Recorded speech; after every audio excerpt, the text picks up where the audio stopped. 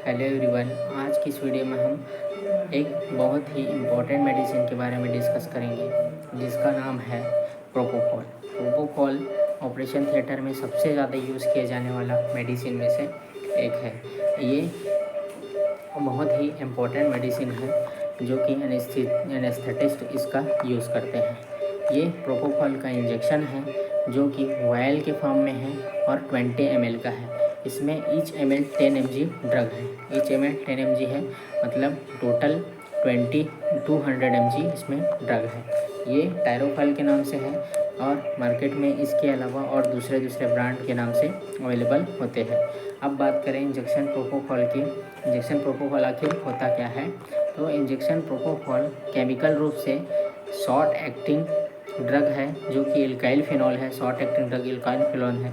अब यहाँ short acting कहने का मतलब है कि इसका जो इफ़ेक्ट है वो शॉर्ट टाइम के लिए रहता है, उसके बाद पेशेंट धीरे धीरे रिवर्सल आने लगता है, इसलिए इसे शॉर्ट एक्टिंग ड्रग बोला जाता है। और उसके अलावा ये लिपिड सॉल्यूबल होता है। लिपिड में ही ये सॉल्यूबल हो सकता है और वाटर में इनसॉल्यूबल होता है। वाटर में ये सॉल्यूबल नहीं होता। अब बात करें इसके एडवांटेज की, क्या क्या इसके एडवांटेज हैं। तो ये शॉर्ट एक्टिंग है, कहने का मतलब है कि ये कुछ समय के लिए इफ़ेक्ट रहता है। दूसरा, ये सीडेशन बहुत फास्ट देता है। जैसे ही हम पेशेंट को प्रोपोफॉल लगाते हैं वो कुछ ही सेकेंड में सीडेट हो जाता है, बेहोश हो जाता है, इसलिए इसका जो एक्शन है वो बहुत फास्ट है। ये सबसे पहला एडवांटेज है। दूसरा, इंजेक्शन प्रोपोफॉल जैसे ही हम देना बंद करते हैं पेशेंट कुछ समय बाद रिवर्सल आने लगता है, इसलिए इसका डोज फिर से सेम हमें रिपीट करना पड़ता है। कहने का मतलब है कि ये शॉर्ट एक्टिंग है जिसके कारण यह वापस से इसका इफ़ेक्ट धीरे धीरे कम होने लगता है और पेशेंट को होश आने लगता है, जिसे रिवर्सल भी बोला जाता है। ये शॉर्ट एक्टिंग है, इस कारण इसका जो साइड इफ़ेक्ट है वो बहुत कम हमें देखने को मिलता है। इसका साइड इफ़ेक्ट बहुत कम होता है। अब बात करें डिसएडवांटेज की, तो डिसएडवांटेज में सबसे पहला है हमारा ओवरडोज। जाहिर सी बात है कि हम कोई भी मेडिसिन को ओवरडोज देंगे तो उसका साइड इफ़ेक्ट हमें देखने को मिलेगा। अगर इसके ओवरडोज की बात करें, अगर इसका ओवरडोज हमें किसी पेशेंट को दे दिया जाए तो उसके कारण उसे कार्डियो रेस्पिरेटरी डिप्रेशन हो सकती है। कार्डियो रेस्पिरेटरी डिप्रेशन कहने का मतलब है कि पेशेंट का हार्ट रेट कम होने लगेगा, जिसके कारण उसका रेस्पिरेशन रेट भी कम होने लगेगा और ये कंडीशन खतरनाक हो सकती है, जिसके कारण कभी भी इसका ओवरडोज नहीं देना चाहिए। इसके अलावा इसका डिसएडवांटेज की बात करें तो जैसे ही हम प्रोपोफॉल इंजेक्शन देते हैं तो नीडल साइट मतलब जहाँ पे पेशेंट को इंट्राकेथ लगा है या कैनुला लगा है उस साइट में पेशेंट को पेन हो सकती है। ठीक है।